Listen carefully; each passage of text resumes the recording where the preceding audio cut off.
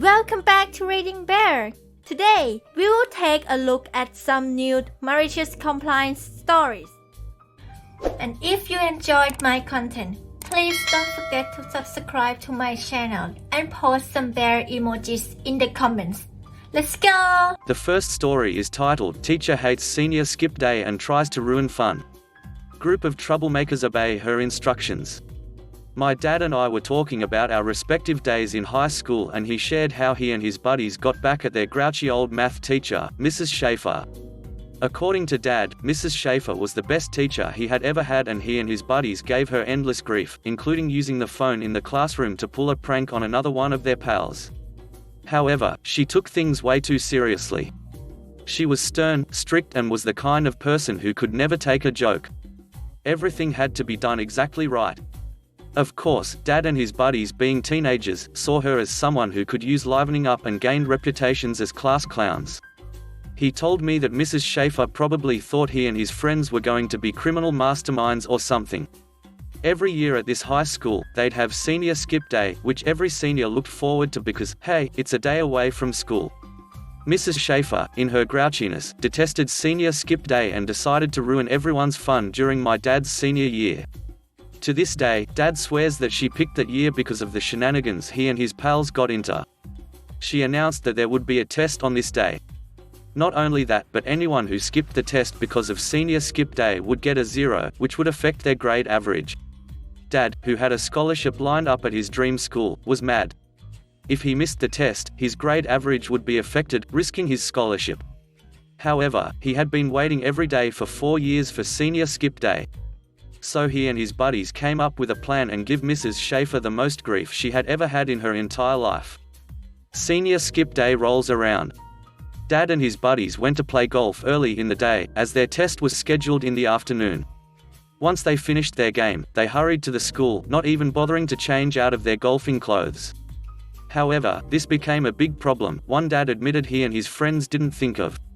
For those who don't know anything about golf shoes have little cleats, spikes, on the soles to help grip on rough terrain. However, wearing them and walking on tile floors is a bad idea. One of them was smart and took off his cleats, but the rest of them were stubborn and insisted on trying to get to Mrs. Shafer's room in their cleats, which was on the second floor and on the other side of the building. They were slipping, sliding around, grabbing the walls and laughing so hard. Everyone poked their heads out of the classrooms and were confused at the sight of these 4 guys trying to walk to their classroom in their golf cleats.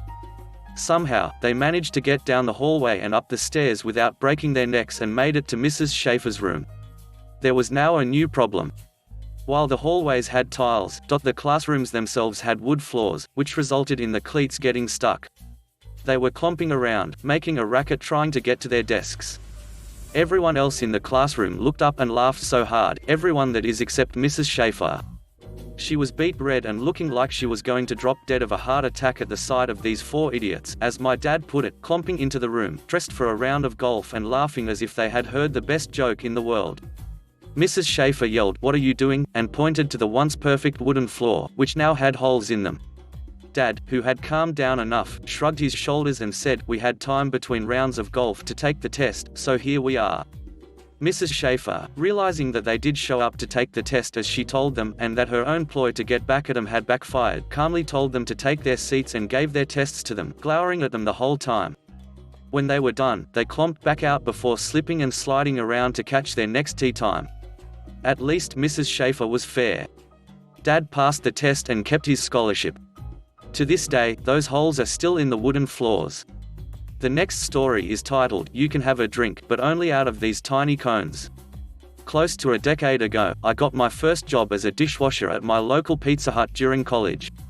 It was a chill place to work, my managers were good people. But as these stories tend to go, the cool GM went on to pursue a career as a car salesman, and a new idiot of a woman was brought in to replace him. She was universally hated by everyone, and when she eventually quit, the entire staff working that shift stopped what they were doing and cheered. Only one person felt bad to see her leave. While she was there, she basically made it her mission to make everyone's life hell. Most of it I could deal with, but there was one thing that I was stubborn on. My entire employment I'd keep a medium-sized drink cup in the back with me, out of the way. She did not approve of this, however. I tend to need a lot of fluids throughout the day compared to others. Nothing medical, just always have been that way. We had some cone-shaped cups worth about 1 gulp per fill, but those were a good walk away from me, and I'd usually need at least 3 trips over there per hour of at least 5 refills each on these pathetic cups. Since they were cones, they'd fall if you tried to keep them standing. I got tired of this and eventually started maliciously complying. First, I would take 3 washed glasses and arrange them together, with a paper cup in the middle. At least I'd have a quick drink nearby, even if it wasn't much. I was still using the cone, after all. This was not acceptable, of course. I was told that I had to go up front and not keep the cups with me. So I did that, except I suddenly tended to be much thirstier than usual, and upped the number of trips and refills massively. Put together, I was probably spending at least 5 minutes out of a busy hour away from my station drinking. This went on for about 2 weeks, my speed declined significantly and I was backed up a lot more than usual. The dishwashing machine had trouble keeping up with rush as it was. If it wasn't running constantly, I was losing a lot of time. Eventually, she caved.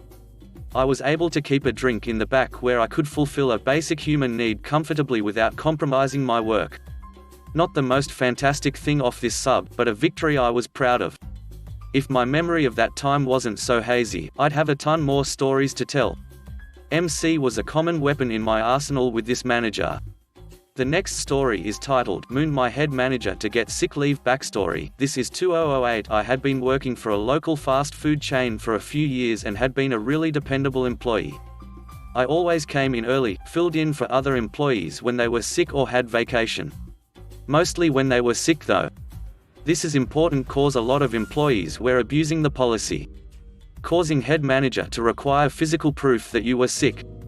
But since it's a small town you could get a doctor's note pretty easy. So if she didn't believe you she would ask for additional proof. Of course I was young and stupid. And I really didn't know the law at the time. For a while I had been suffering with a cyst that had been growing on top of my butt for a few months, and this was starting to really affect my work since it would make it harder to walk as the day went on. Nice manager had noticed this and confronted me about it. I told her what was going on. I was waiting for my vacation in a few weeks to check it out. This didn't go over too well with her. So she confronted my mother about it when she came by for her evening sweet tea. Like I said, small town. Everyone knows everyone. I was admitted for surgery the following day. That just so happened to be one of 2 days off I had. Doctors ended up removing a golf ball-sized cyst from me. Also released later that day and was given very strict orders not to do any lifting for entire time I had the stitches in. And I was to be out of work for 3 weeks. The next day I needed to go to work and hand in my doctor's note and collect my paycheck since it was payday. My mother had to take me. Since I was on painkillers and unable to sit, much less drive. I hobbled into the building, in a pretty good amount of pain since any movement from the waist down hurt. Then asked to see head manager. She yelled from the back for me to come to her office. I could tell she was not in a good mood from her tone. I slowly make my way to her office. Once I get there, she hands me my check and I hand her my doctor's excuse. She reads it and flips. "Head manager, what do you mean you are out for 3 weeks? Me, it was a really big cyst and the doctor said I had to take it easy." I'm getting kinda irritated and lightheaded at this point due to the pain and the meds. Head manager, well you look like you can move around pretty well right now. I even have you on the schedule to work tomorrow. Me, I'm sorry but I really can't do that. Head manager, prove to me that you can't. Me, trust me, you don't want to. Head manager, I said prove it. Me, okay. I then proceed to turn around, bend over and pull my shorts down, revealing a large blood-stained gauze. I hear head manager gasp in shock. Head manager, OMG, okay. I believe you. Go home, she said as I was pulling my shorts up. I turned and looked at her before leaving and she was white as a ghost. Later on that night, I got a knock at my door. It was nice manager. She had came by to check on me and tell me about how him ran to the bathroom after I left and threw up. We both shared a good laugh after that.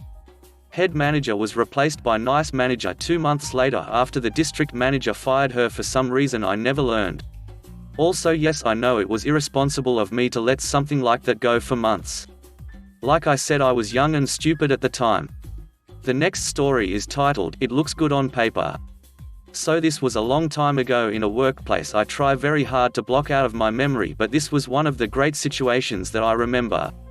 This place was a warehouse for an automotive assembly plant where we warehouse workers would place parts into order on carts so they can be used on the production line in the order the cars are being built.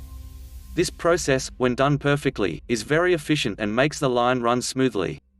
However, nothing is ever perfect, and this process can also make things run very poorly. This is one of those times.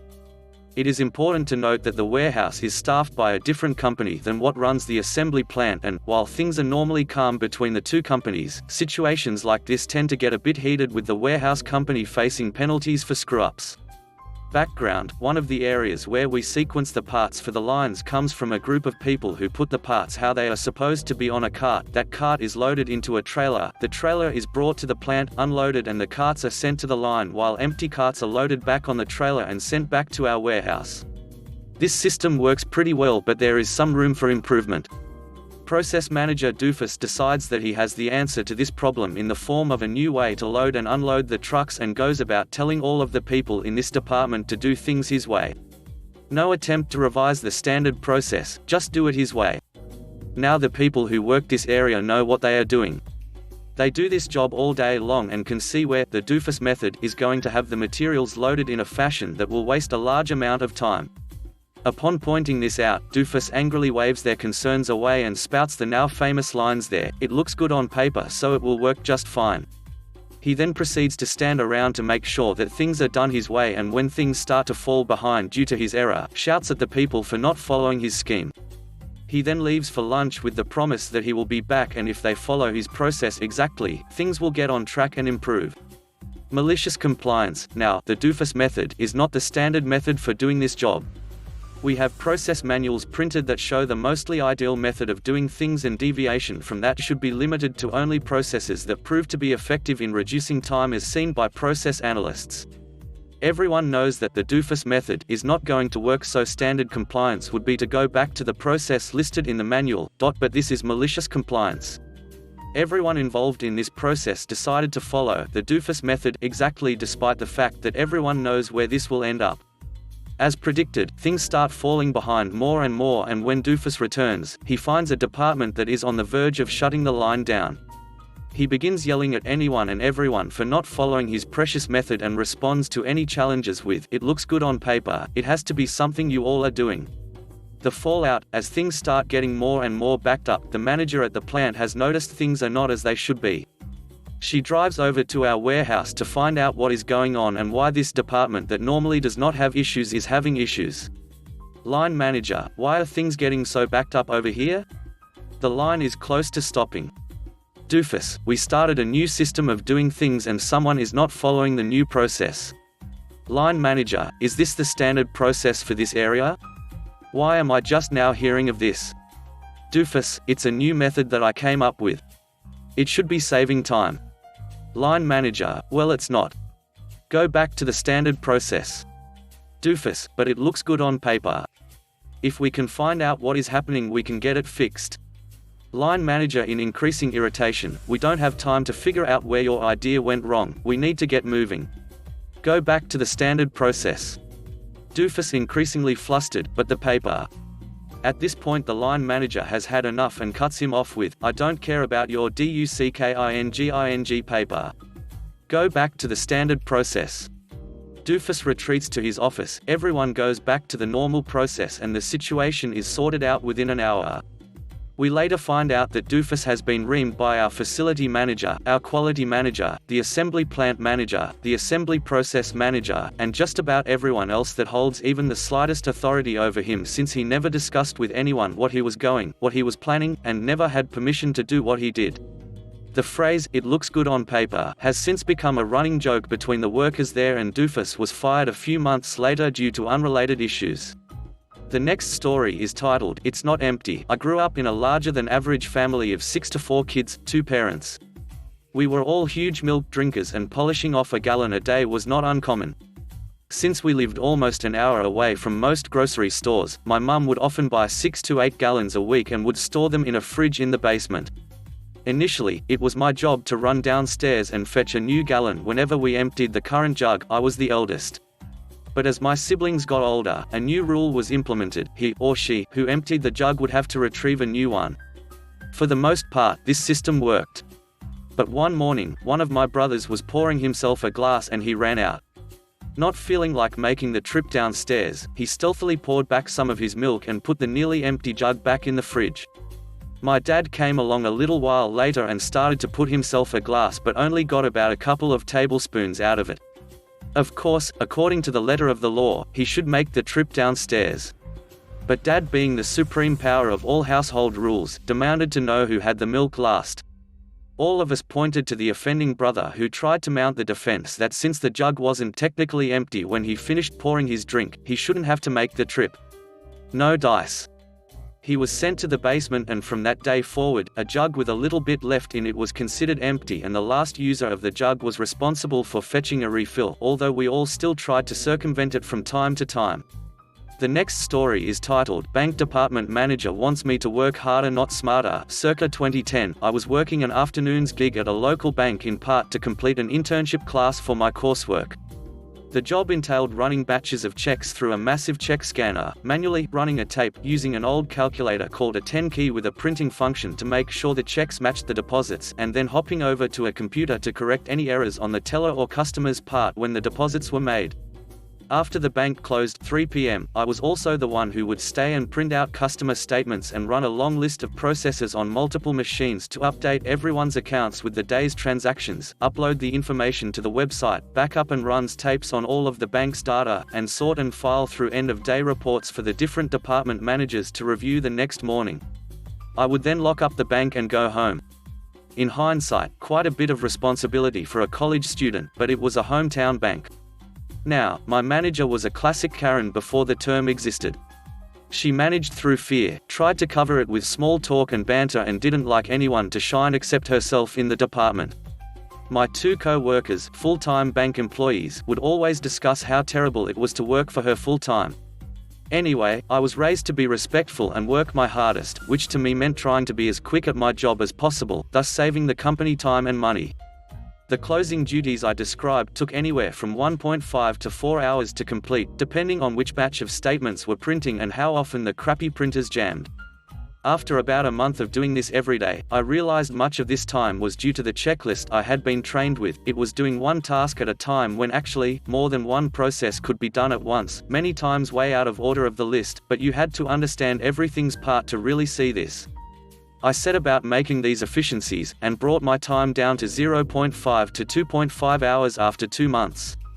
I thought this would make my manager happy, but nothing was said about me getting out of there faster, and so I just kept on doing my job as best I could. Fast forward 2 more months, and this bank is updating its servers to allow for real-time banking. Previously, unless I updated the website each night, balances and transactions wouldn't show up. They brought in 2 large server cases into the office I worked in, but it took another 3 to 4 weeks for the actual hardware to come in. Since the old servers were still installed, they set the empty towers right in the middle of our office. Now, our office was a very long room, the statement printers on one side, and all the computers I had to work on each night at the other. Remember I said the printers jammed a lot? Well, with all the computers and servers on my end of the office, I never could hear the beep telling me they had jammed, but I could see the red error light. This had historically been my little check. Every few minutes I'd turn around to make sure the printers hadn't jammed. I made sure I did this because every minute they weren't printing was another minute I'd be working. The statements took longer to print than the rest of my duties combined. However, the way they placed the empty server towers blocked my view, forcing me to have to get up and walk halfway to the printers each time to make sure they were jammed. So, I simply turned them 90 degrees. Since the front and backs were full of air ventilation holes, this allowed me to maintain my line of sight, saving me and the bank time. Once again, I thought, great idea, no one is using these yet, and when they do, they won't be in that location anymore, anyway. In hindsight, I should have known better. I came in around 2 p.m. after classes the next day and noticed the towers were turned back. I thought that was odd. Why would anyone turn them back?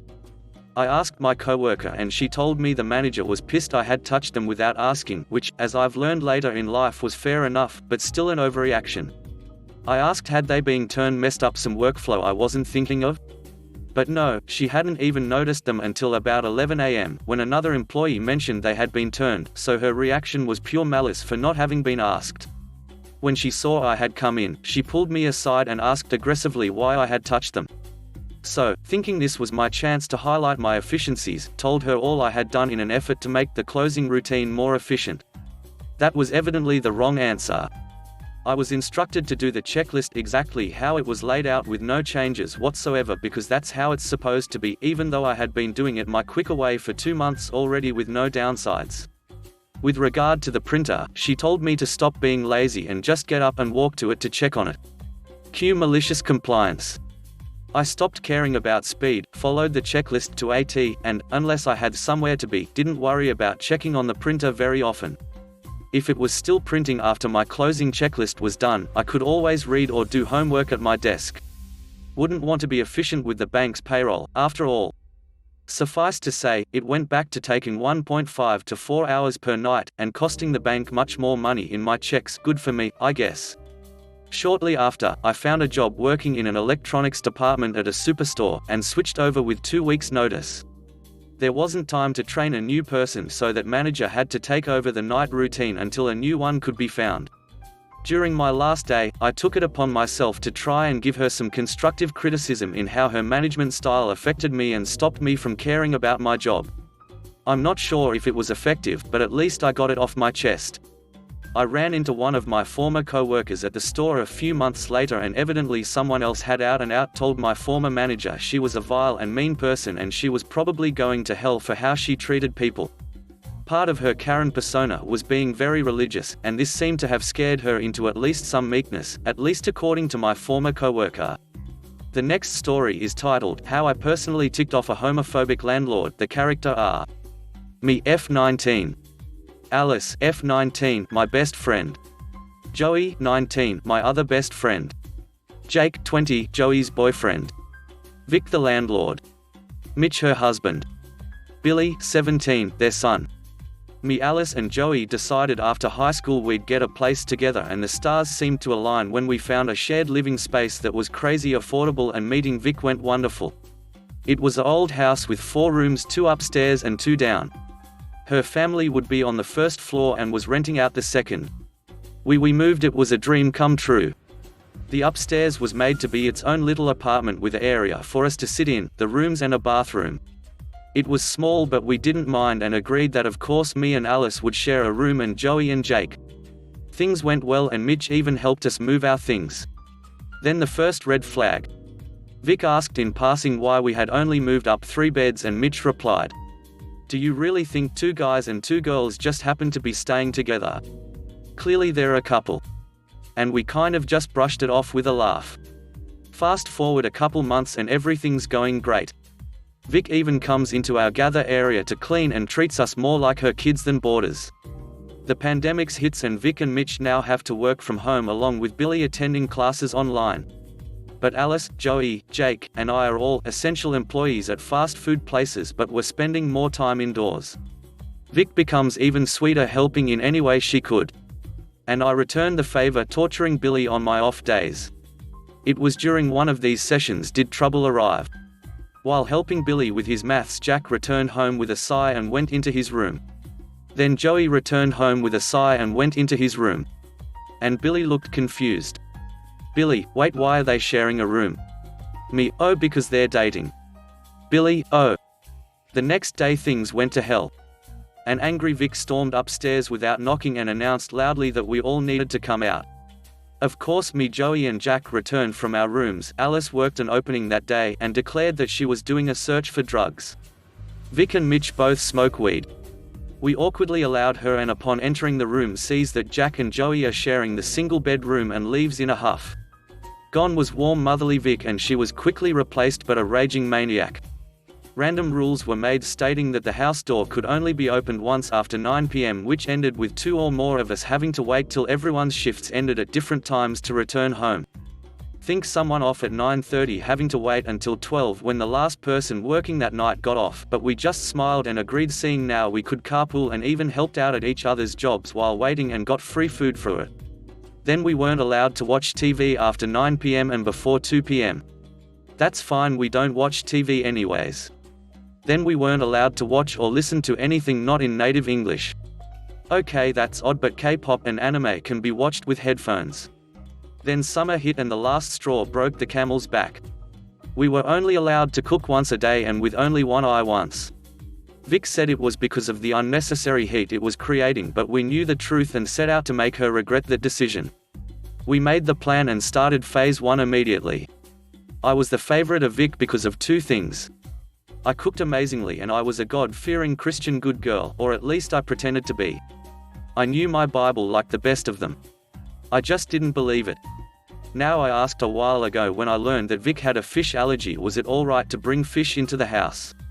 She smiled and said that, as long as you tell us that it's fish in the things you're cooking, it'll be fine. And I made her state this again. She saw nothing wrong with the good Christ girl who's always cooking asking this, and restated that, as long as you tell us that it contains fish, then it's all good. Check and mate. That day we went grocery shopping. The list included 10 loaves of bread, 10 boxes of elbow noodles, 10 jars of mayo, 4 bottles of mustard, 4 dozen eggs, 27 cans of chunk tuna in water. The fallout. Day 1, our 1-meal tuna sandwiches. I announced happily to Vic that tonight's meal contained fish. Day 2, 6, our 1-meal tuna sandwiches. I announced happily to a slightly confused and growing annoyed Vic that tonight's meal contained fish. Day 7, our meal tuna salad. Vic was now pissed that not only were we making foods that her family couldn't eat, but that her house smelled of fish and eggs on a hot day.